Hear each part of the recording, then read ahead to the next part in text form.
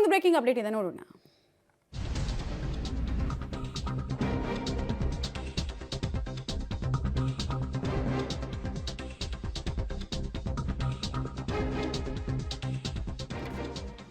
ಶಿವಮೊಗ್ಗದ ತ್ಯಾವರೆಕೊಪ್ಪ ಮೃಗಾಲಯದಲ್ಲಿ ಆಗಿರುವಂತಹ ಘಟನೆ ಇದು. ಶಿವಮೊಗ್ಗದಲ್ಲಿ ನೀರಾನೆ ದಾಳಿಯಿಂದ ಪಶು ವೈದ್ಯೆ ಸಾವನ್ನಪ್ಪಿರುವಂತಹ ಘಟನೆ.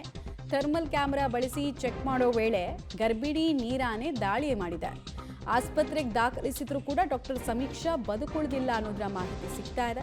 ಡಾಕ್ಟರ್ ಸಮೀಕ್ಷಾ ಅವರ ಸಾವಿಗೆ ಸಚಿವ ಈಶ್ವರ್ ಖಂಡ್ರೆ ಸಂತಾಪವನ್ನು ಸೂಚಿಸಿದ್ದಾರೆ. ನೀರಾನೆ ದಾಳಿಯ ಕಾರಣಕ್ಕೆ ಪಶು ವೈದ್ಯೆಯ ಸಾವಾಗಿರೋದು ಆಘಾತಕಾರಿ ಘಟನೆ ಬೆಳಕಿಗೆ ಬರ್ತಾ ಇರೋದು. ಶಿವಮೊಗ್ಗದ ತ್ಯಾವರೆಕೊಪ್ಪ ಮೃಗಾಲಯದಲ್ಲಿ ಇರುತ್ತಲ್ವ, ಯೂಶಲಿ ಚಿಕಿತ್ಸೆ ಅನ್ನೋದು ಒಂದಿರುತ್ತೆ. ಗರ್ಭಿಣಿ ನೀರಾನೆಯನ್ನು ಇವರು ಪರೀಕ್ಷೆ ಮಾಡೋ ಸಂದರ್ಭದಲ್ಲಿ ಆಗಿರುವಂತಹ ಘಟನೆ ಅಂತೆ ಅದು.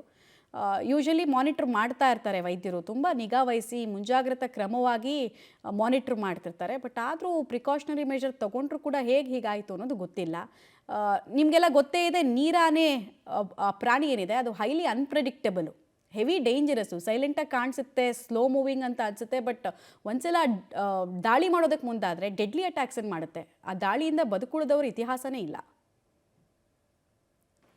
ಸೊ ನಿನ್ನೆ ರಾತ್ರಿ ಸುಮಾರು 11:45 ರಾತ್ರಿಗೆ ನಮ್ಮ doctor veterinary officer trainee doctor ಸಮೀಕ್ಷಾ ರೆಡ್ಡಿಯವರು ಹಿಪ್ಪೋದು ಟೆಂಪ್ರೇಚರ್ ತೊಗೊಳಕ್ಕೆ ಹೋಗಿದ್ರು. ಅವರು ಥರ್ಮಲ್ ಕ್ಯಾಮ್ರಾ ಮುಖಾಂತರ ಅವರು ಆ ಟೈಮಲ್ಲಿ ಹಿಪ್ಪೋ ಅವ್ರ ಮೇಲೆ ದಾಳಿ ಮಾಡಿ ತೀವ್ರ ಇಂಜುರಿ ಆಗಿರೋ ಕಾರಣ ಅದು ಸರ್ಜರಿ ಚಿಕಿತ್ಸೆ ಫಲಕಾರಿ ಆಗಿಲ್ಲ. ಅದು ಸೊ 6:15ಗೆ ಅವರು ತೀರ್ಕೊಂಡಿರ್ತಾರೆ.